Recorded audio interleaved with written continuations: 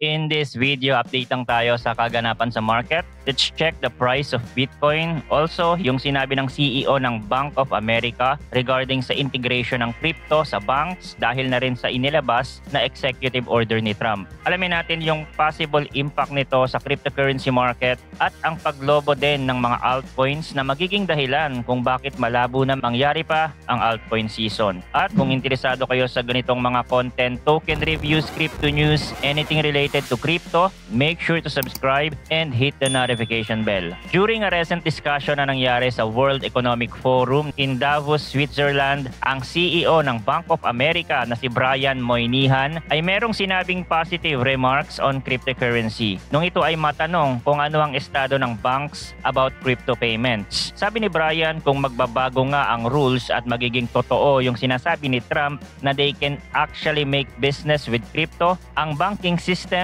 will come in hard on the transactional side of it. So hindi ito basta casual comment lang, galing ito sa isa sa pinakamalaking financial institution in the world na naghahanda sa hinaharap kung saan ang cryptocurrency ay may gagampanan na role in everyday transaction. Sinabi ni Moynihan na ang Bank of America ay merong hinahawakan na hundreds of blockchain patents, meaning they are technically equipped at handa silang pasukin ang crypto world. Para sa kanya, ang pumipigil lang naman para ito ay mangyari ay ang kawalan ng clear regulatory guidelines. Ibig sabihin, ang crypto ay kailangan maabot ang point na merong malinaw na regulation at maituturing na other form of payment tulad ng Visa, Mastercard, or Apple Pay. At kapag nangyari yon, the banking industry will be ready to go all in. Napakahalaga ng ginagampanan ng regulation dito.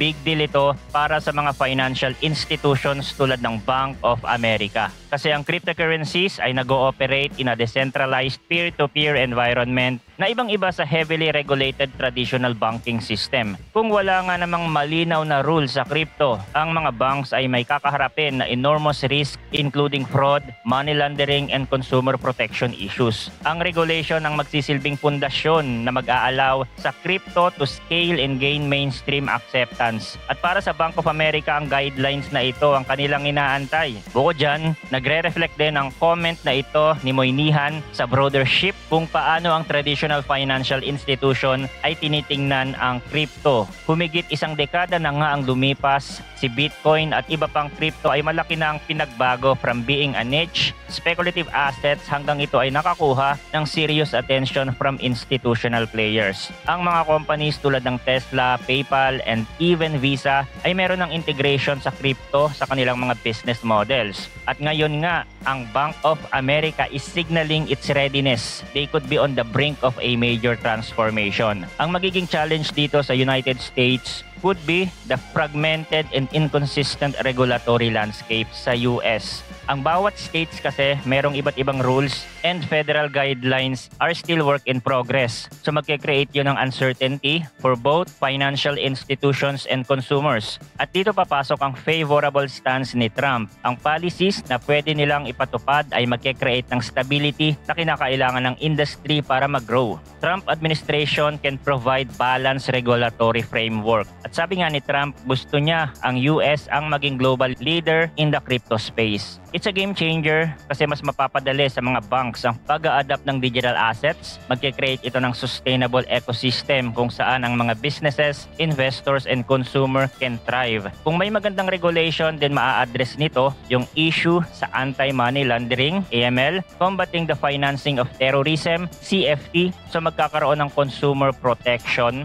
na higit na kinakailangan for long-term success, na makakapag-provide ng trust and security na kinakailangan para maka-attract sa mainstream users and institutional investors. So ano ang magiging epekto nito sa mga crypto enthusiasts katulad natin? Kung ang crypto nga ay magiging alternative sa fiat, and I think stablecoin is the best example na magagamit natin dito, like kung bibili tayo sa labas, mga groceries, or magsha-shopping online, at meron tayong stablecoin sa wallet, then mas mapapadali sa atin na hindi na kinakailangan pa ito iswap sa fiat currencies. Imagine yung bank account natin merong options comes to deposit stablecoin, a bank that could accept Bitcoin, nasa kanila yung custody na masasabi natin mas pabor para sa mga non-techie crypto users. Kasi hindi naman lahat kayang i-apply yung pagse-self-custody. That is what mainstream adoption might look like at magsisimula nga yan sa malinaw na crypto regulation. Iba pang news natin ngayon ay yung paglobo ng supply ng mga altcoins.